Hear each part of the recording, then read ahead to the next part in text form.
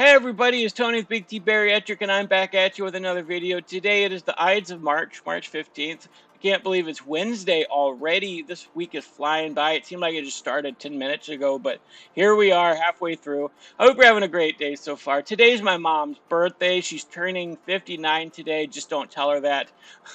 She's in denial. She's like, I'm still 49, I'm still 49, and so that's really funny, but if you want to wish her a happy birthday, leave it down in the comments below, and I'll make sure she sees your comment. Thank you very much. What I want to tell you guys about today, in yesterday's video, I said there's a lot of big things happening. There's some collaborations coming up. I'm trying to get my friend Scout on to do a collaboration. There's another YouTuber who wants to collab with me. Again, I'm not sure if she wants me to announce it yet, so I will when that gets confirmed and everything else. So other than collaborations with other people, and I still want to get Kayla Shea on for a collaboration video with me, maybe a live stream, something like that. I also created a second channel. Maybe you saw my community post yesterday. I did create a poll a few days ago, and I asked if you guys would be interested in me sharing other types of videos on Big T Bariatric that have nothing to do with weight loss or anything like that. And even though most of you said you would be okay with that, I kind of went against the poll, and I'm sorry for that. It wasn't a disrespect thing on my part. I decided it for several reasons. One, it would be easier for me mentally to keep track of different types of content, and I didn't want to pile it all onto one channel. So I decided I was going to keep Big T Bariatric, talking about weight loss, talking about fat positivity, talking about my journey and stuff like that on Big T Bariatric, but I created Big T Reacts as a second channel to talk about everything else, to have all kinds of different reactions. Me and my friends joke about, oh, I journeyed onto the weird side of YouTube again. Well, yeah, I want to journey onto the weird side of YouTube, but actually react to it and put those reactions on Big T Reacts.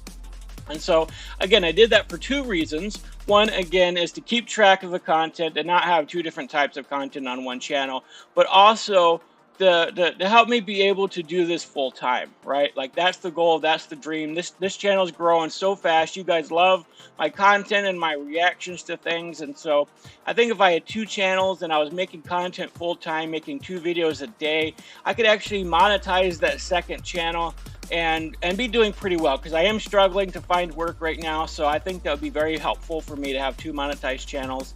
And so if you could help me out and go over there, if you love my reactions, you love the way I talk about things and just my demeanor and everything about me, please go over there to Big T Reacts. I'll leave a link down below in the description for you to go over there and subscribe and help me get to that 1,000 mark so that I can monetize that channel as well. And I'll be well on my way. So again, I appreciate all of you. I love you. Your support has been amazing. I love that you constantly just say great things about me and my channel, and that you love the way I talk about things. So I'm very happy for that. But today I'm reacting to Thedericks' story. He was on season 9 of My 600 Pound Life. So this is going to be 3 crazy moments. Sometime this week I am doing a Secret Eaters episode. I did get a request for that on my Discord. So yeah, I'll be doing that this week. But if YouTube doesn't let me post it, because some things are just very, very strict with the copyright, then it'll end up on my Patreon. So I'm looking to film another Patreon video this month. And if you are a Patreon member, thank you very much. It's $5 a month, but I'm actually going to create a $1 tier, because I think more people would be willing to donate $1 for access to exclusive content on Patreon. And that'll help me get to my goal. I'm trying to raise $700 so that I can get a desk, I can get an office chair, I need to get a webcam and stuff like that. And all of that will go towards helping me improve my channel. And so yeah, that's why I have a Patreon. Once I raise that $700 or so, I'm not going to need a Patreon anymore. So it's not something I'm trying to keep monthly or anything like that. It's just a one-time thing. I'm trying to raise some money. But if you want to support our channel, whether financially, or you want to join my secondary channel, or you just want to be a part of our family by joining any of our social media, there's links down below, links to my Facebook, links to my Twitter. I'm creating an Instagram account. We have a Discord channel with probably close to over 90 members right now. And then there's a link to my PayPal and a link to the Patreon down below. So there's many ways that you can join our family and support our channel, and I really appreciate it. But let's get into this video for today. My 600-Pound Life is a show about testing absolute limits. Patients who go on the show are in need of changing their lives in order to literally save their lives. This show features the 12-month journey of the patients who weigh close to or even above 600 pounds. Many suffer from various health conditions that cause them to continue being bedridden in physical and mental pain. That's one of the things that frustrates me about the show. I guess I can't use the word frustrate because it doesn't frustrate me. But when you talk about going on a weight loss journey and you watch My 600-Pound Life and they inspire you to do it, they sort of make it easy because they condense an entire year down into an hour-long program or an hour and a half, whatever it is. I know some of them are longer than an hour, but it's very interesting because it's like, oh, wow, this guy, you see him losing 300 pounds when, one of the successful people, and it's like they do it within an hour-long TV show, and you're like, I wish I could lose it that quickly, but it's really an entire year. And you really think about it from that perspective, that it's going to take you a full year, maybe even 2 years, to get all the weight off. And that's a long time to go at it. And I was thinking about that from this perspective when I started getting the bariatric program, because they told me right off the bat, your insurance is going to require you to go for 6 months. And so I had 6 months to lose the weight that I needed to lose to get below 600 pounds for my doctor to approve my surgery. And so I had to have 6 months worth of successful weigh-ins. And you think, oh, wow, 6 months, that's going to take a super long time. But in reality, it kind of blew right by. I mean, it was really fast. I got my surgery, and now I'm almost 6 months after surgery. So it's been a year since I really started my program, and so it's really going pretty well so far. The patients are treated by bariatric surgeon Dr. Now, who works with patients to start on an aggressive diet and workout plan to try and qualify for a weight loss surgery. From there, they must continue to work hard to keep the weight off, stick to a diet plan, and work out as much as they can to keep on losing weight to eventually receive skin removal surgery. Being a guest on the show means that the patients need to commit to 12 months of treatment and uproot their lives to move to Houston, Texas. There, they meet with Dr. Now so that they can make sure they are sticking to their plans. Oh, I think I remember this guy. He was very much into ice cream. I love ice cream. I just can't eat it very much. The sugar really gets to my stomach, and so I don't really eat ice cream anymore. Maybe every now and then. I know for my birthday I had a little bit of Ben & Jerry's, and I shouldn't have done it because it tore my stomach up. But yeah, this guy had a sugar addiction. Like, he had the ice cream man come to his house and bring him a bag and he just put an order in like it was McDonald's and brought a bag over of ice cream and chips and everything else that he wanted. It was interesting. Many of the patients have a lot of trouble moving to Texas since it's hard for them to travel by car. Some patients even need to travel by ambulance. Thederick Barnes went on the show at 32 years old and his weight was unknown, but it was debilitating to his life. Thederick lives at home with his mother, who is his main caretaker, but also enabler. Thederick was so heavy that he was barely able to even leave his bedroom and spent most of his time indoors unless he was leaving to go buy ice cream from the ice cream truck. Thederick knew that it was time to make a change and stop his suffering. His episode was full of insane moments, and here are 3 of the craziest moments from Thederick's episode. Most of my days start pretty much the same now. I struggle to get up. I struggle to move. I even struggle to catch my breath because I'm not your average size man. So it's hard to start my day at my size. I mean, yeah, that's the number one complaint we hear. Like, most of these episodes start off with them in bed, and then they get up out of their bed and they talk about how difficult it is to wake up, and they're surprised that they even woke up, and they were afraid they wouldn't even make it throughout the night. And then they just talk about that first step and how painful it is, and then they do the shower scene. And so that's really how most of the episodes start. And it's true. Waking up in the morning is very difficult because you've been in bed all night, whether or not you were able to sleep well or not, depending on if you had a CPAP machine. And just that first step is atrocious. It's very difficult at that size. And yeah, it can be very painful. I thank the Lord every morning that you're waking up. And my size make getting up to do anything a struggle. Especially because I have lymphedema in my lower extremities that makes it very hard to walk. That was a huge lymphedema. Wow. I didn't see that coming. I don't think I've seen this episode. I've just seen a few of the clips of it. But wow, that is a massive lymphedema. He's carrying that thing like that's where most of his weight is right there, right on his leg or wherever it's hanging from. I couldn't imagine having that mass behind my leg. Oh, I hate to see it, man. I feel for this guy. He's probably suffering. And that can be very dangerous. You gotta watch what you step. And you can't bump into no sharp objects. You can't brush against no doors. 'Cause if you do, your legs will start leaking. Oh man, that's horrible that it start leaking just from hitting it. It's probably just full of fluid and fat. I don't know exactly what a lymphedema is. I was lucky enough that I didn't have to get one, but it's hard walking around as a big person because you do bump into doors, you do bump into walls, and you can brush against something sharp and cut it open, and that's very dangerous for him. I really feel for this guy. Thederick was at his breaking point when he went onto the show. He could barely walk and had lots of trouble even doing everyday simple tasks like going to the bathroom and cooking a meal. Thederick needed to travel from Florida to Texas to be treated by Dr. Now. When he was going to be starting his journey, his mother had to help him in their minivan with all the seats down in the trunk. He was not even able to use the bathroom during his trip because he was so heavy he was not able to get out of the vehicle. They had to drive 700 miles, which also included a lot of pit stops at fast food restaurants. Yeah, here's another guy who drove down to Houston, used that as an excuse to stop at every fast food restaurant on the way there. So, yeah, that's pretty bad. But what's also really bad is the fact that he couldn't get out to even go to the bathroom. So poor mom, man, she probably had to give him some kind of a pan to poop and pee in, and she had to dispose of that somehow. I mean, that's rough, man. You don't realize the impact that you have on other people around you and how they have to take care of you when you're at that size. His mom wants to be there for him and help him get better, but she keeps stopping at fast food places to get their meals during their trip. Dr. Now would for sure not be happy to know that he was making stops at unhealthy fast food places. Thederick and his mom knew that these were not the best choice, and they were hoping that arriving at Dr. Now's office would help them out, but he definitely made unhealthy choices on the trip down.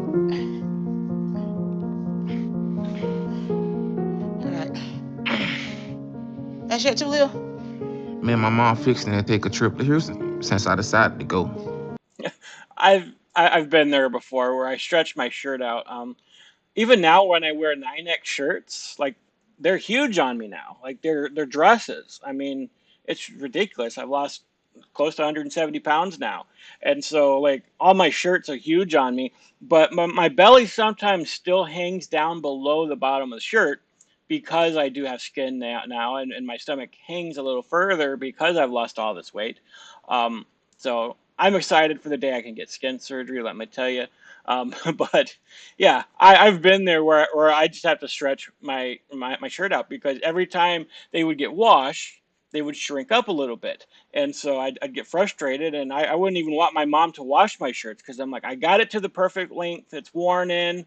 It's better on me. And then she washes it and it shrinks up, and then my belly hangs down below it. And I just absolutely hated that. Like I could not stand having my belly hang below my shirt. It doesn't do it as much now, even though I said I have some skin hanging down. But yeah, I think every big person's been there where they're stretching out their shirt to make it get a little longer. I'm scared, but I'm gonna do it with my mom. But I still have concerns because it's a big undertaking to get someone my size around. Good? I'm gonna put a car around.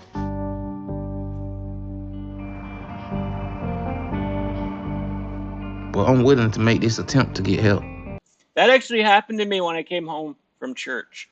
I was walking up the path to my door in my jeans, and I was carrying my Bible and other stuff with me, and my jeans like fell off. It was so embarrassing, but it was kind of a good sign. I'm like, wow, these jeans I couldn't even fit in like 3 or 4 months ago. They're falling off me now, literally. And I do have a belt that I put on, but I'm glad nobody was around. At least I don't think anybody was around. I just did a quick glance, like, oh crap, I better get inside because my pants fell off. Because I know I need it. And there ain't no options here. But it's been a long time since I've been out of the house like this, so I'm nervous about it. Thederick's mom was supportive of his weight loss journey and encouraged him to walk a little bit every day, even if it was just to the driveway and back to take out the trash. It was difficult for Thederick to do that due to his weight and pain, but he was able to successfully make the small trip. After 2 months of doing this, he was getting better at his daily walks. However, he missed an appointment with Dr. Now and needed to have some tests run before returning. Thederick ended up having his appointment with Dr. Now on a video call. During the call, Thederick admitted to eating fruit, which some would think was a healthy option. However, Dr. Now was not happy about this as fruit was not part of the scheduled diet. Dr. Now told Thederick and his mother that they both need to make sure that Thederick is motivated and ready to work hard on his weight loss and start giving up foods like fruit. There's a lot of people that think fruit is healthy, and in a lot of ways, some of it can be. Berries are great for you, but for the most part, fruit has a lot of sugar in it. You'd be surprised. And people try to play fruit off as if it's a different type of sugar that's in fruit than is in other stuff. But in reality, your body tackles sugar as what it is. It's sugar. There's not a different type of sugar that's in and fruits than there are in, like, let's say, sodas. It's still sugar.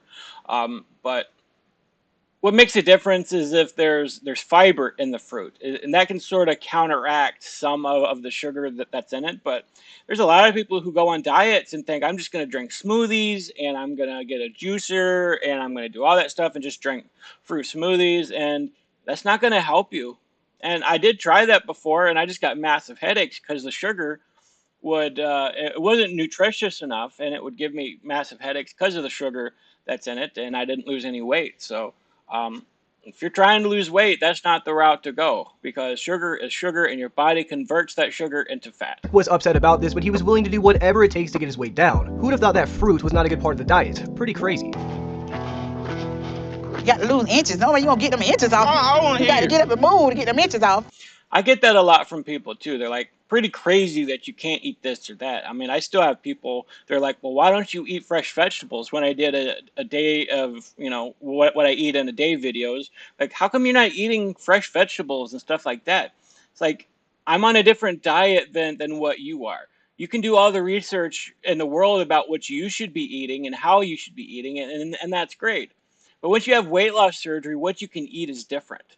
The amount of food that you can eat versus certain things that will hurt your stomach. Like, most people might have indigestion issues when they eat vegetables, raw, fresh vegetables. But when I have a tiny pouch, not only am I eating a lot less, which there's really no nutritious value in some of these because you can only eat so much of it, and a lot of it is water. Like, if you eat lettuce, it's just water. There's no nutritional value in lettuce whatsoever. So yeah, I could eat a salad and say that's healthy, but there's no nutritional value in it for me. It's not going to help me out throughout the day. And it's just water, and then certain vegetables cause intense gas problems. So the other day, my mom was making Brussels sprouts, and she asked if I wanted some. I'm like, yeah, I love roasted Brussels sprouts, but I can't have any because they cause a lot of gas pains. And that was even before I had surgery, so I knew if I had a smaller pouch, I could probably eat one Brussels sprout and it would cause all kinds of gas problems. And so after weight loss surgery, you have to be even more careful about what you can and can't eat. You can eat cooked vegetables. That's fine. I've had some cooked carrots and stuff like that. But anything fresh, anything that's not cooked, raw vegetables, you can't have after weight loss surgery. I told you, let's walk a little bit. That's all we got to do. Walk a little bit a day. That's all we got to do. That's all.